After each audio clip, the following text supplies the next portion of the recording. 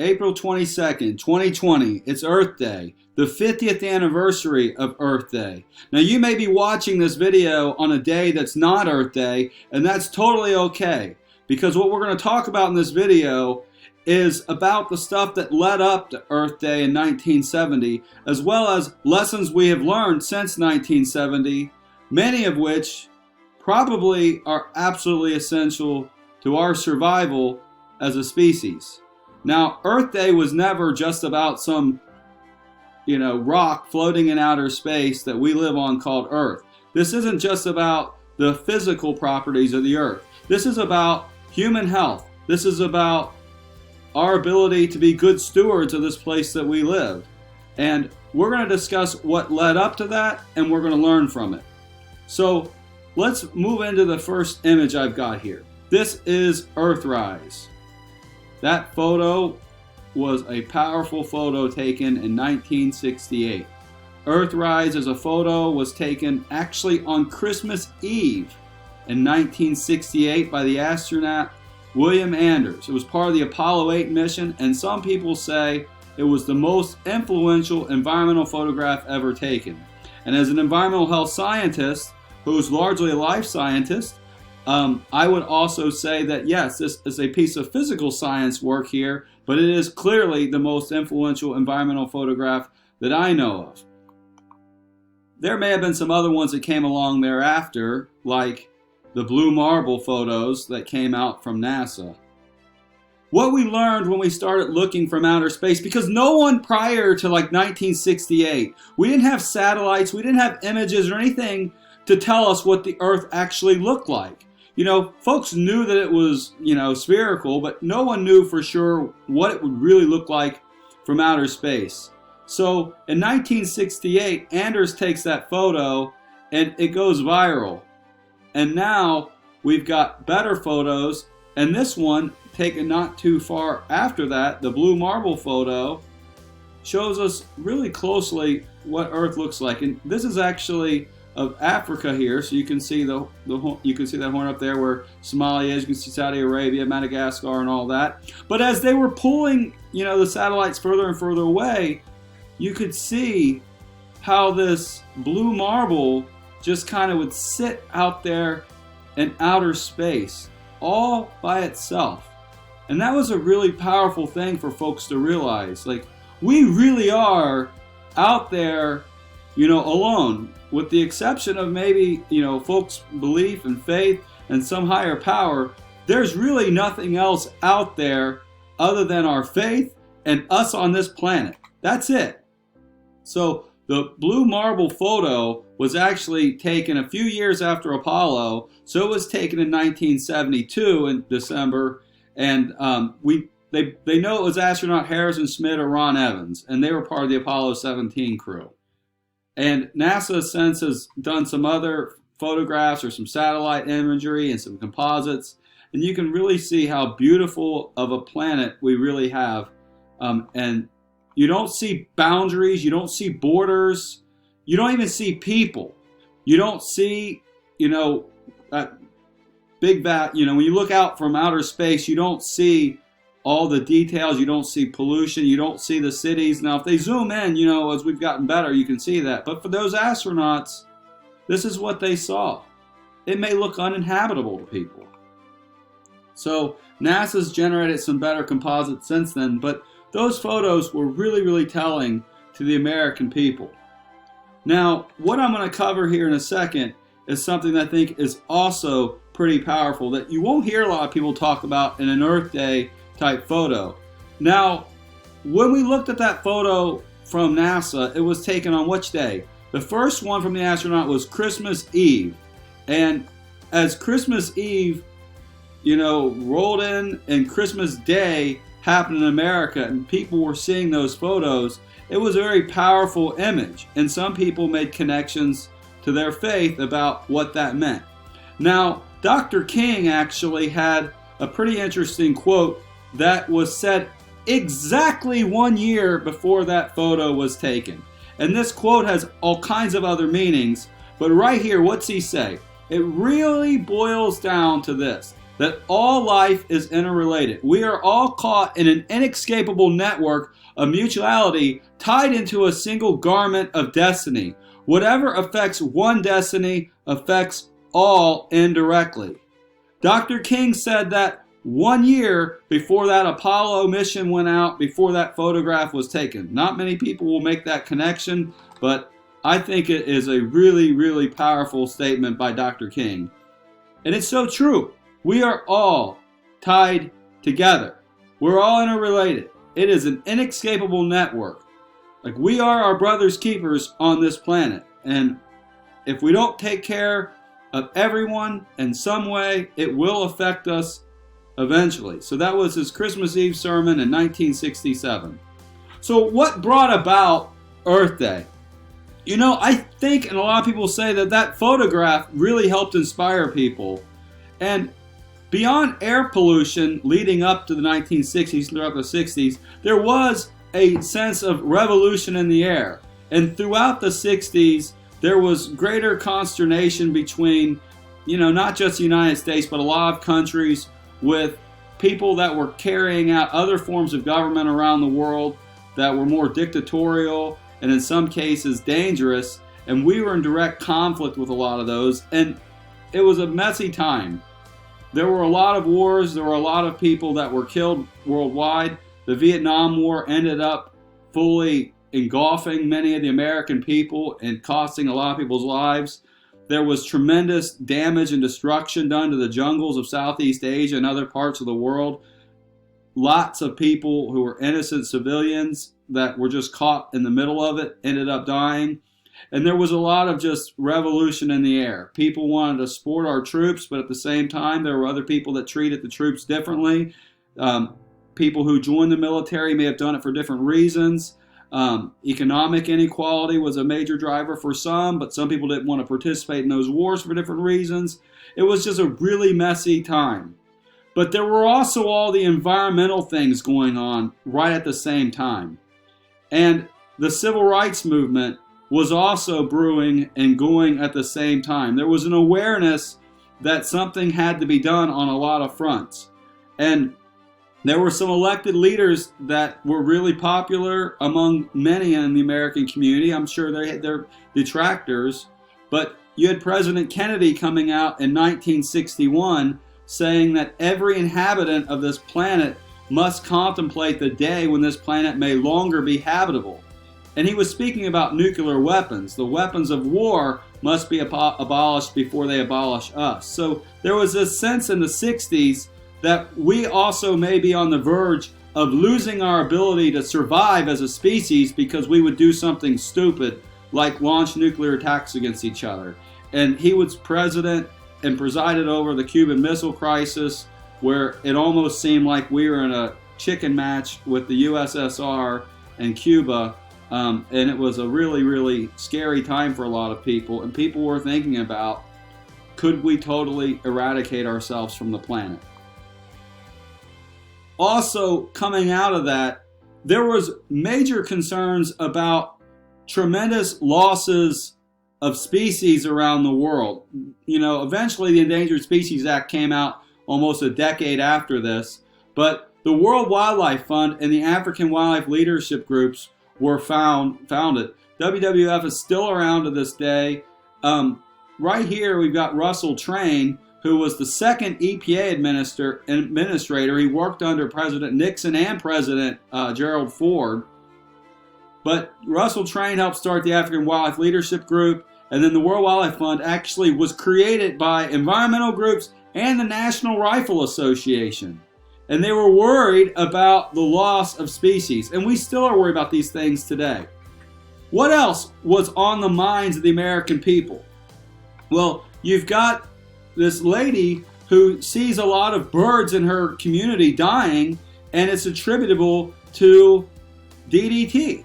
And not just DDT for like agricultural uses, but they were concerned about mosquitoes, and they were spraying for mosquitoes, and that brought about a lot of birds dying. And there were a lot of other endocrine-related disruption events that happened that killed off a lot of birds. People were starting to worry about California condors and all this, but her book title, Silent Spring, speaks to the fact that there may be a situation in this country or in this world where you don't hear birds singing anymore. And she just thought that was just such an awful sound. Like, to have no birds singing, it would be a silent spring. And people then made the leap, and some of it by her too, where there was some speculation that DDT could lead to cancer. And there was a lot of research done around pesticides and cancer because of that book. But it was almost like the canary in the coal mine. If the birds are dying, what's happening to us as people? So that also inspired people to be more active. And then you had all the smog stuff going on. You had like 80 people die in a period of like 3 days directly related to a thermal inversion where smog just got trapped in the city of New York. There were several other thermal inversions that had happened in previous decades, but this one was in like more modern times, and you can just see how nasty the air quality was. So Congress started taking action. They passed legislation to create an air and water pollution subcommittee. That committee then allocated $95 million to start trying to clean up the air at the local, state, and federal level and trying to deal with smog removal. They also were worried about losses of like the California redwoods and big areas that, you know, if the U.S. government didn't act, we might lose them. So well, not just California, but there was the National Wildlife Preservation System. And then in 1965, the Water Quality Act was put out there. We also used to regulate, or were thinking about regulating, noise, like how loud it could be in the environment. And then there were laws that were put into place about how to discard municipal waste, so the Solid Waste Act. We were worried about the health of the American workers. So this was actually published by the U.S. Surgeon General and the U.S. Public Health Service, concerned about 80 million workers and how can we improve occupational health so people aren't dying on the job or dying shortly after they retire from their jobs. You shouldn't, die because of your job. And then there were concerns about dams being built and taking over huge areas of like protected land or land that people thought should be protected. One of them that made big headlines was when the Sierra Club had to put out an advertisement in the New York Times because they were legitimately thinking about damming up the Colorado River and filling up the Grand Canyon. So you can see it saying, yes, that's right, the Grand Canyon. Like, people were livid about them thinking about damming up the Grand Canyon, the national park that President Teddy Roosevelt said every American should see in their lifetime. And it wasn't unique to just the Grand Canyon, right? Right here, in Kentucky, in Powell County, in Wolfe County, you had the Red River Gorge. So in the gorge, this area down here could have been flooded. These are some of my pictures. We're not too far from the river. This area where this picture is taken could have been inundated. But it took some groups saying, we would rather fight than leave and keep the river the way God made it, and inviting Supreme Court Justice Douglas to actually lead a 5-mile hike through the gorge, which then led to, I guess it was called an injunction or something, that prevented the dam from being built for flood control in the Red River Gorge. Other things that led up to kind of this environmental movement that brought about Earth Day in 1970. Congress actually had to take action on the Air Quality Act. They had to make an Air Quality Act to allow states to start actually developing their own air quality boards or air quality agencies. So in 1967, the Air Quality Act was passed, and this was a cover of the Time magazine based on how nasty the air was in Los Angeles. And this was like dangerous to people's health. They knew that people in New York had just died from bad air.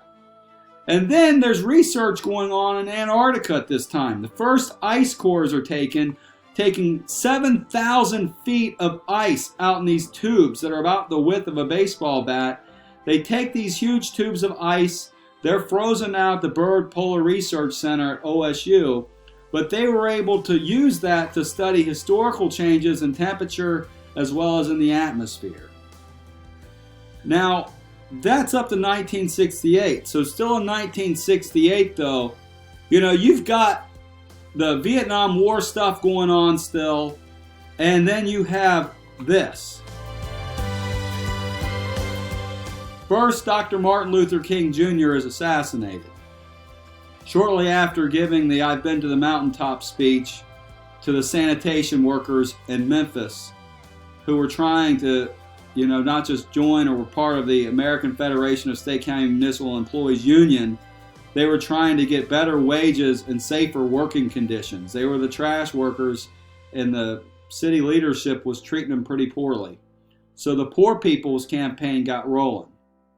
Shortly after Dr. King died, and Bobby Kennedy was actually running for president. Now his brother, as people know, JFK, had been assassinated in office as president. Bobby Kennedy was running for president.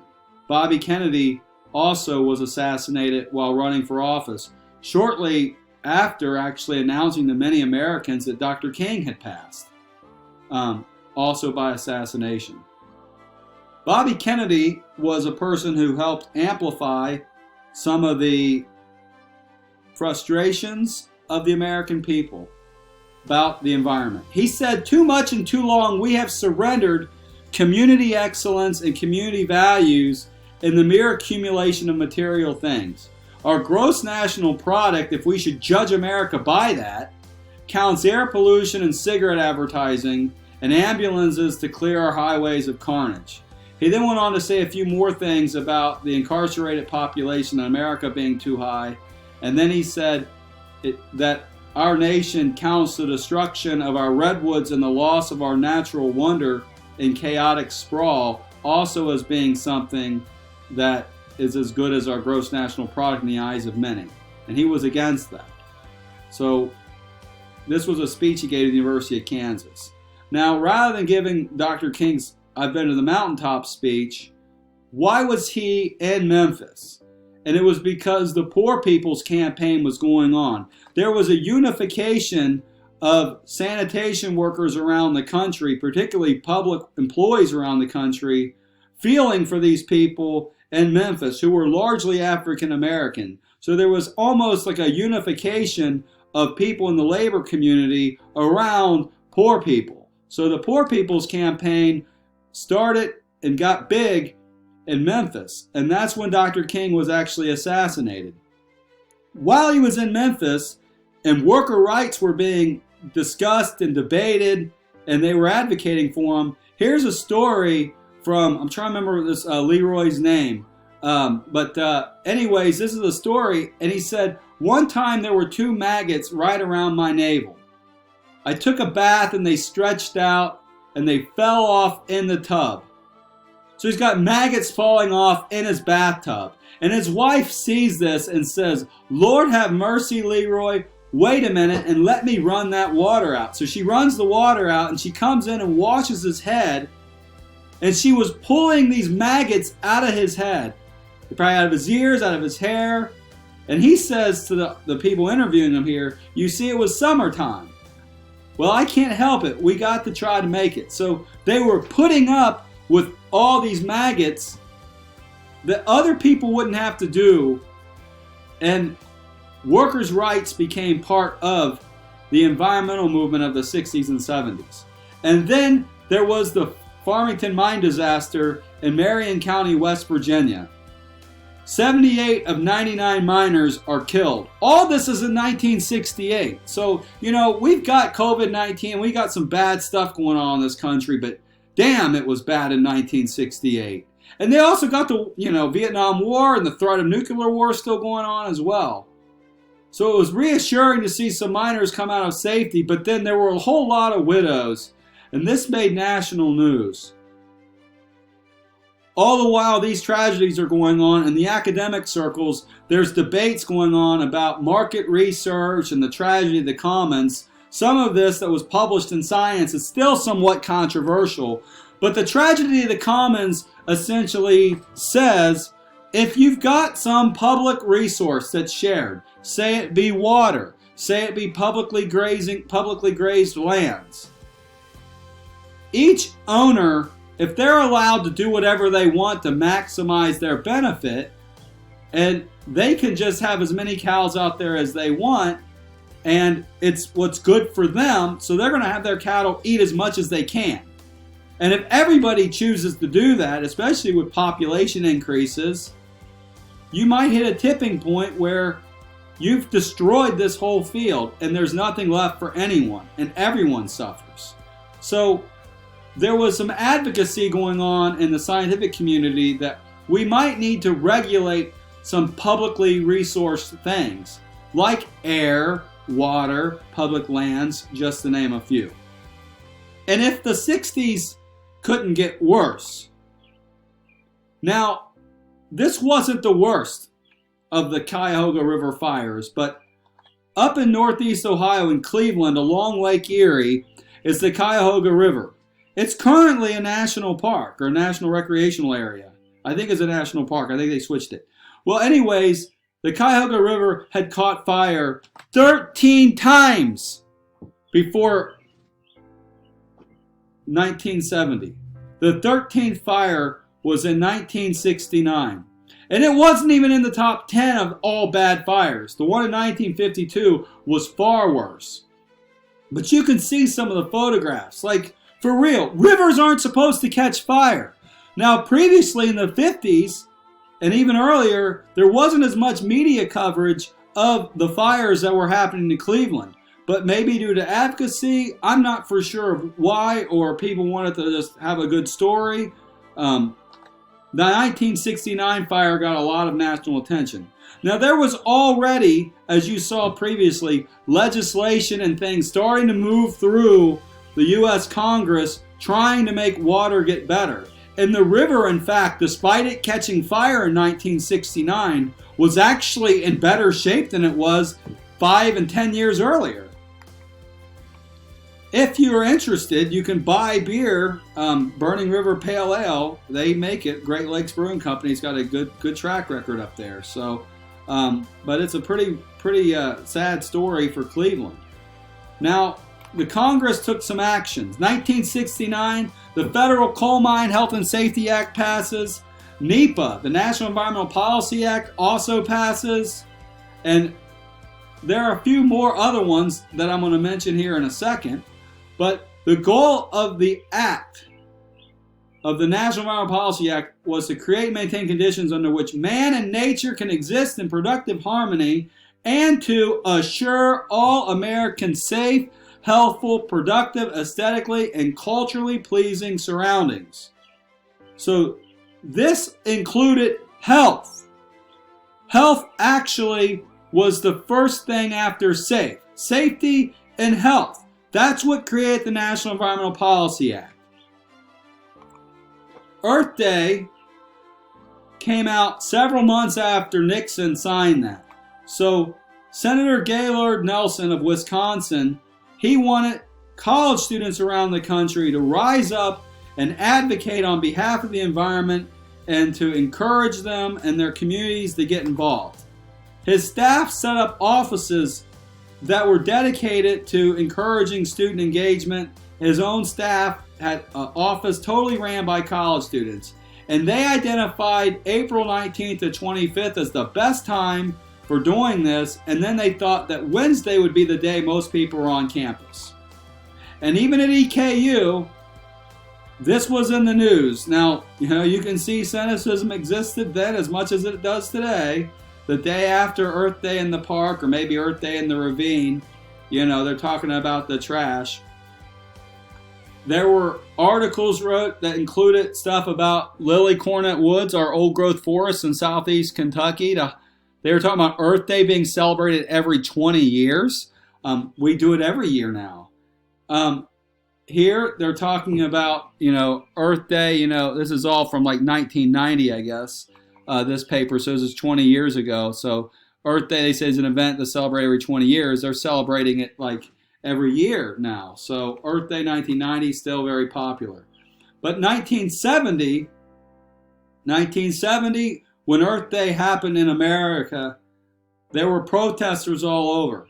Here are some from Los Angeles, and people had gas masks in Los Angeles. There's pictures and videos of people at balls and conferences and events wearing gas masks. The New York Times ran this article on April 23rd, 1970, talking about the day before as millions joined Earth Day observances across the nation. Earth Day was huge in the United States, and other countries around the world were on board, but it really took its foothold here in the U.S. first. Now, later in 1970, what are we at? 8 months or so, 6.5 months, or 7 months later after Earth Day, the United States EPA is created. Again, first thing first, it may be I'll just say human-centric.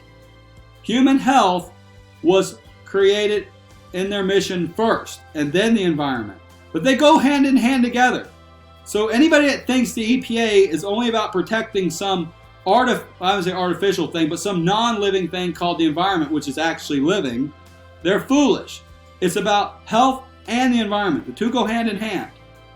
And OSHA, the Occupational Safety and Health Administration, they're celebrating their 50th year this year as well.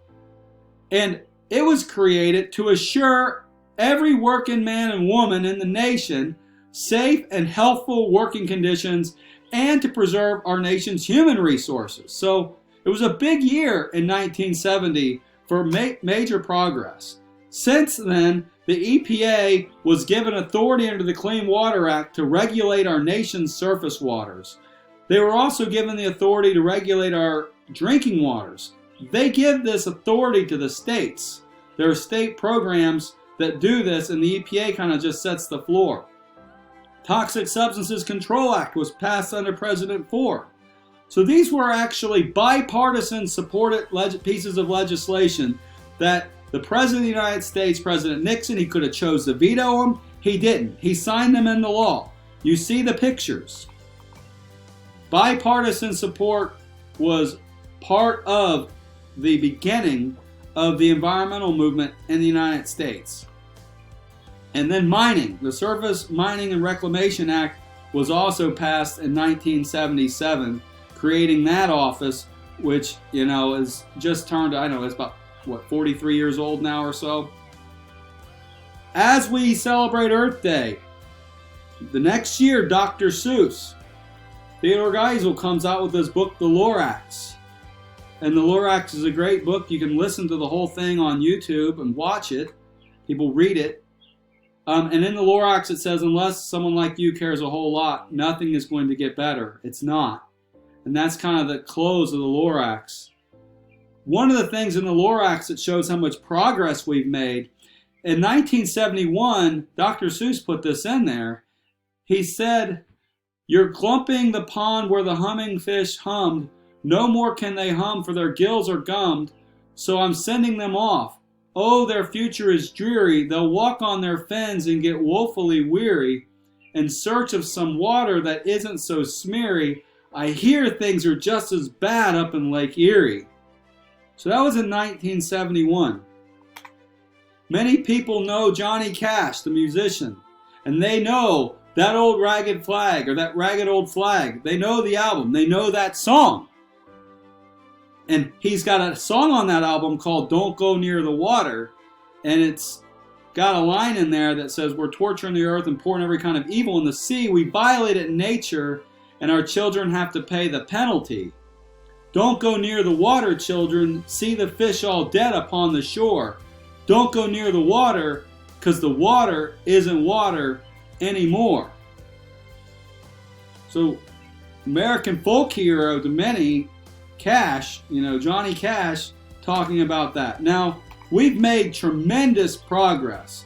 Our nation's water, now our pipes and our infrastructure is pretty bad, but our public water systems do overall a pretty good job. Our infrastructure is falling behind, but the laws and the testing, they've got some areas for improvement, but overall, compared to the 1970s, we've come a long way. And Lake Erie. So in 1986, there are researchers at Ohio State and Ohio Sea Grant that petitioned Dr. Seuss through a couple, students or grad students, who wrote Dr. Seuss saying, hey, we know that like in 1971 you called out Lake Erie, but things have gotten a bit better. It needs a bit of revision. I should no longer be saying bad things about a body of water that is now, due to great civic and scientific effort, the happy home of smiling fish. Dr. Seuss wrote the letter back to these students telling them that he was going to revise the book. Apparently, the old book is actually worth some money, the first edition. The new edition leaves off the line, I hear things are just as bad in Lake Erie. He took it out in 1986. So things have been getting a lot better, but challenges still remain. It's been maybe a decade since Tom Frieden wrote this book, Hot, Flat, and Crowded. Now, when he's talking about flat, he wasn't talking about the earth being flat like as a sphere, but like how globalization has made it flat, like how it's easy to go from one country to another country. We're all just one plane ride or one disease away from another person. The world is truly more interrelated and more connected and smaller than it's ever been. Part of it is the rise of the urban slum. There are urban slums all over around the world, especially around our world's mega cities. And when floods and hurricanes come, they cause tremendous harm because these communities are not resilient. The people are resilient in their own right, but the infrastructure can't support, and people die. And infectious disease is able to run rampant in these communities. They don't have ways of washing their hands. Their toilets run to the streams, the same ones that they're having to use to wash their clothes when they don't have the chance to capture enough rainwater. It's a real problem for the world, the urban slums. And I've done a lot of work with some of my students who've got families in Kenya and leaders that they look up to and elders. And one of them told me this quote that talks about the watering hole. So I've got this picture of a dry watering hole. And it says that when the watering hole runs dry, the animals all start to look at each other differently. And globally, when we look at the world's water supplies, there are parts of the world that are extremely water stressed. The amount of water that they're withdrawing versus the recharge of that water is really going to make a situation to where things are going to get really bad for them if we don't figure out some solutions quick. As the ice caps melt in the Himalayas and don't replenish, huge sections of Southeast Asia and South Central Asia actually, they're not going to have flowing water. That's going to be a big problem. We also got increases in population in those areas. When people don't have water or don't have food, what are they willing to do for it? We worry about terrorism. The United States government and the U.S. Army War College have been looking at this as a national security threat. Climate change promotes instability. It also potentially impacts our defense infrastructure. There's no doubt about it. Over the last decade, our oceans are getting warmer, and that's making storms more strong. And you can debate all day on what the causes are. The scientific community overwhelmingly says that we as people, as humanity, have a large responsibility for why the climate is changing so much. But bottom line is, the debate's over on whether or not the planet is warmer and whether the oceans are warmer. We consistently see record warm levels every year, except for in areas where there's tremendous amounts of ice melt. We need to be working together. I put this figure up there because while I was a graduate student, I had the great privilege of being invited to just sit in on a lecture from Senator Warner and Senator John Glenn, two old Marines from the World War II era, the greatest generation, speaking about how they worked in a bipartisan fashion together to keep our nation safe. And when they were on the Senate Defense or Armed Forces Committee, They talked about the relationship between climate, energy, and national security. And I really miss their leadership. Around the United States, we've got our work cut out for us as leaders. And our own military installations are being harmed. The Marine Corps says there's an unacceptable risk to Marine Corps combat readiness and solvency. They had $3.5 billion in damages to Marine Corps bases from Hurricanes Florence and Michael. When you look at where Marine Corps bases are, from Camp Lejeune to Paris Island, they're in places that are vulnerable to climate change. And there was tremendous damage done, not just to Marine Corps installations, but other U.S. Department of Defense sites that aren't just threatened by climate change from the water, but also threatened from climate change from wildfire, drought, and extreme temperatures. So we've got our work cut out for us on climate change, and we've got more people now that can be our allies or can be making it more difficult. Globally, population is increasing, which may increase the same factors that are driving many of the agents responsible for climate change. If you were born in 1980, there were about 4.5 billion people or 4.2 billion people on the planet. It hasn't quite doubled since then, but we're at about 7.6, 7.7 billion, maybe 7.8 billion. That's as of 2015. So we're at about 7.8 billion, I believe, right now.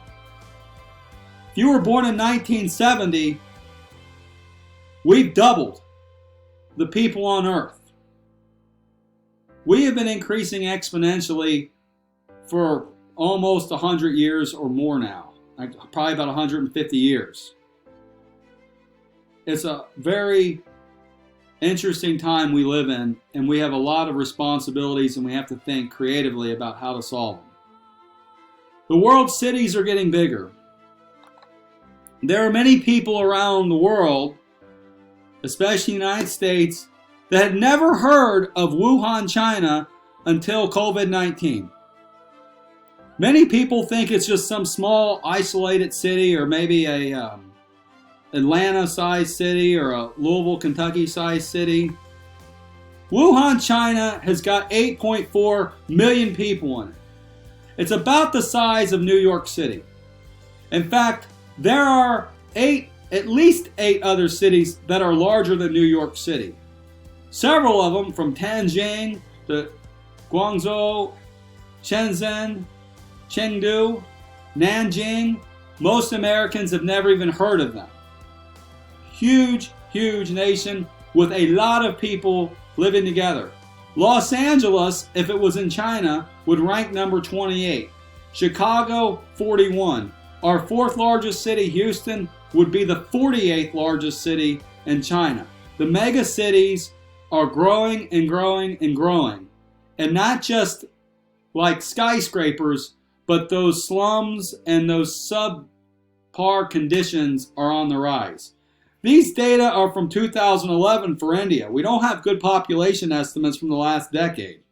But if you were to go back to 2011, 2020 New York City would still be the 5th largest city in India. So they've got at least 5, probably now more like 8 cities that are larger than New York. Los Angeles would probably be now about number 15. It was number 10 in 2011. And Chicago's current population would put them down around number 14 or so. So the world's population is growing rapidly, very rapidly. Now let's look at Wuhan, China. I mean, this is a nice picture of Wuhan, but it is a huge city, and it's very much a 21st century city. They have modern infrastructure. They have high-speed internet. They've got tremendous opportunities, but they also have some tremendous challenges. And they've also done a lot of great things in terms of technology. They have major issues with smog, and they're trying to address them. But they have also similar issues with economic inequality. And they're not the only ones with that. You know that as well as I do. We have our own economic inequality problems in our own nation. Now, the reason why I mentioned Wuhan a little bit in this is because animal stress and human stress, something that's not fully appreciated in the COVID-19 kind of media stories when they start looking about what brought about this. Well, it goes back to pandemic prevention often starts with how do we prevent zoonotic diseases from entering into our global population of humans? Zoonotic diseases being things that jump the animal to human barrier and cause disease. We know, not now, like this has been known for a long time, that when you have stressed animals, whether it be from pollution, noise, human encroachment, they're more likely to shed higher levels of whatever it is that they're carrying. And then if you've got people living in close proximity to the animals, or you have people keeping animals among them, or being in close proximity with animals that have the potential to be exposed to other animals, that also creates not just stress on them, it also results in them shedding more viruses, shedding more bacteria to one another. We know that air pollution can actually increase a person's risk and an animal's risk of actually getting infected. And this isn't new. People in public health and epidemiology and environmental health, we've known this for 20 plus years or more. We also know that when people do get sick, if they're stressed, if they've been exposed to a lot of air pollution, they're also more likely to have higher mortality rates.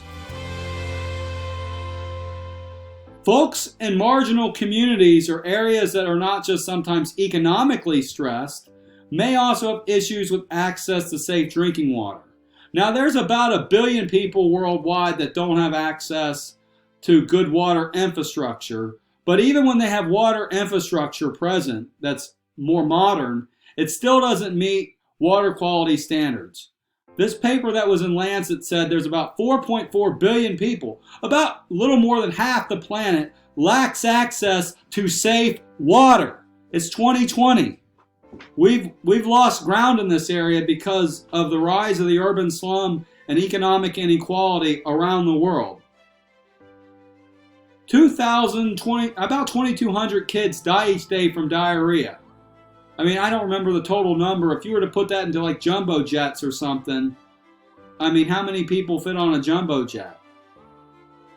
You know, I don't know, say it's 500, then that's like 4 or 5 jumbo jets crashing every day full of kids. I mean, it's horrible. 2,200 kids die every day from diarrhea, and most of it's preventable, and it's because of poor sanitation, poor water quality, inadequate hygiene. People who don't have clean water. Right now we've got people, the Navajo Nation has some of the highest mortality numbers in America.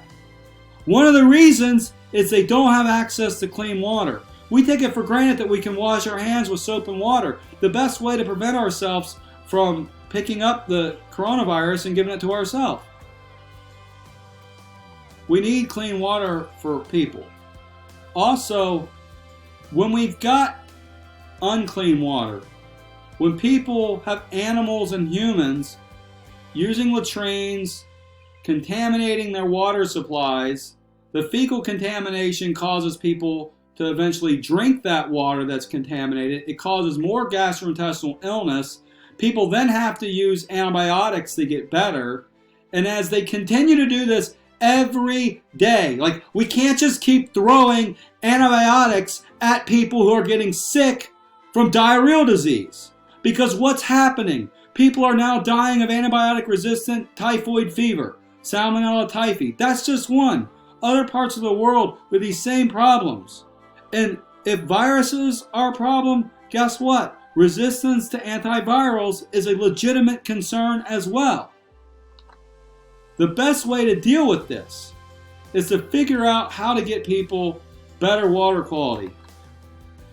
Ben Franklin said, An ounce of prevention is worth a pound of what? I encourage you to Google it. He said it's a pound of cure. So that was Ben Franklin. I'd say an ounce of prevention on COVID-19 would have been probably worth about 1,000,000 tons of cure. And getting back to like how inequality may affect people, and Earth Day is not just about the planet, it's about the people, especially people that are most vulnerable to disease, and what are we doing to contribute to that vulnerability? We know right now in the United States that African Americans have a far higher mortality rate. Some of that is driven by the fact that many of them, because of economic circumstances, have had, other issues leading up to this. One of them is respiratory conditions that may have been responsible for some of their mortality.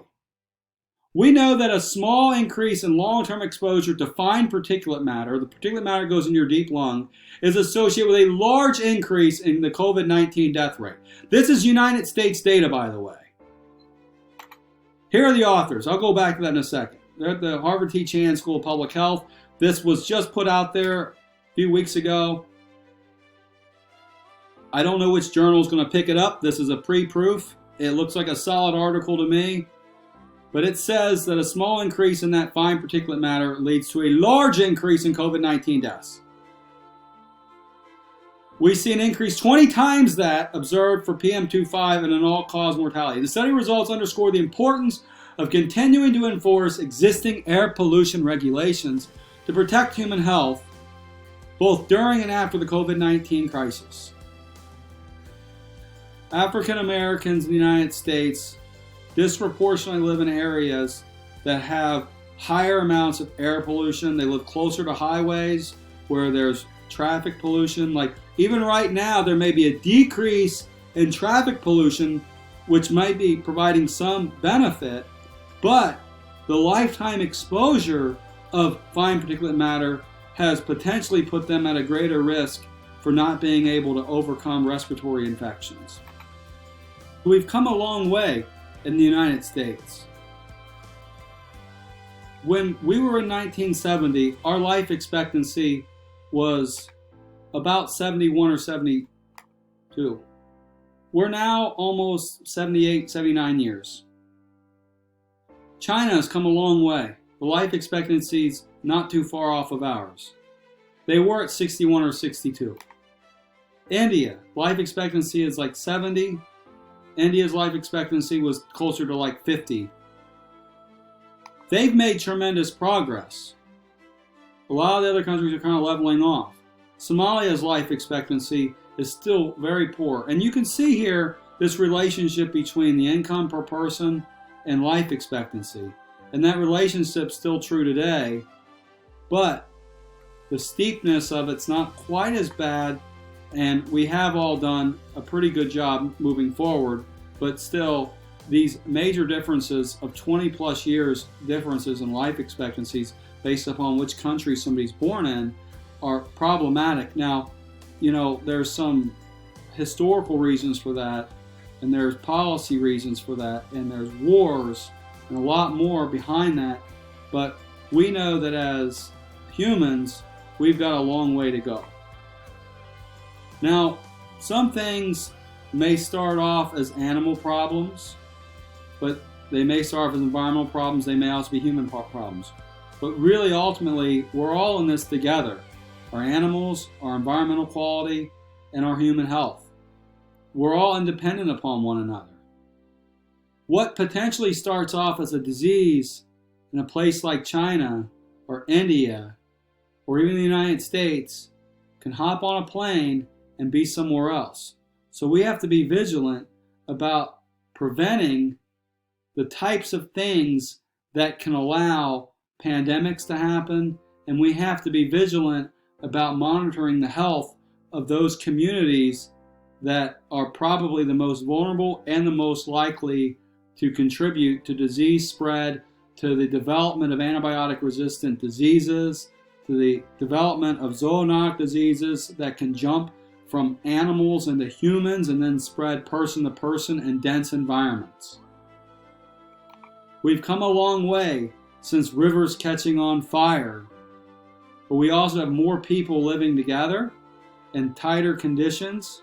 We have greater economic inequality throughout all parts of the world, and climate change is among us.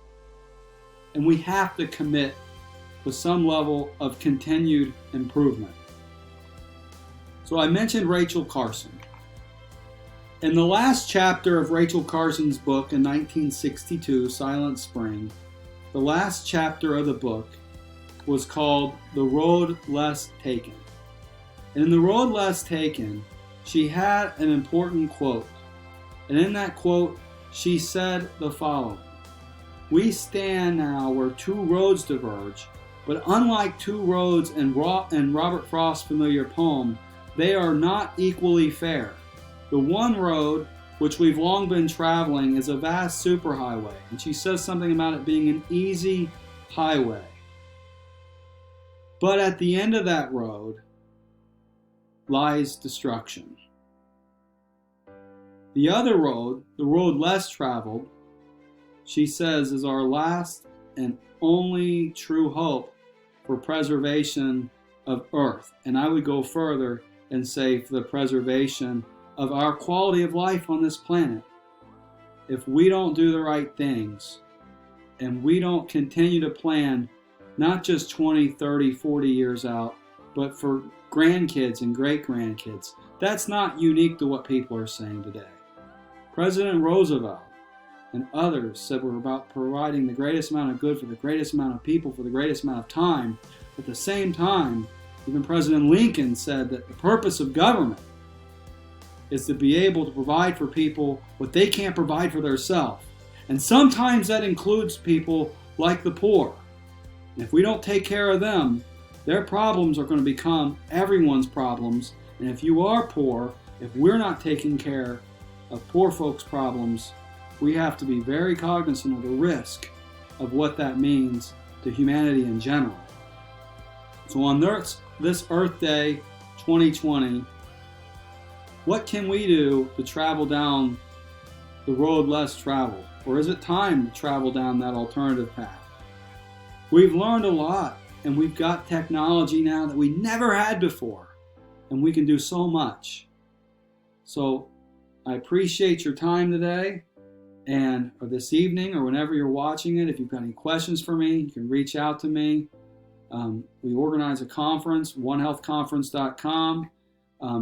We're covering a topic this year, if COVID-19 doesn't shut it down, about the interrelationship between infectious diseases and the environment. And I think it's going to be a fascinating conference this year. So have a good evening, and feel free to reach out to me if you have any questions.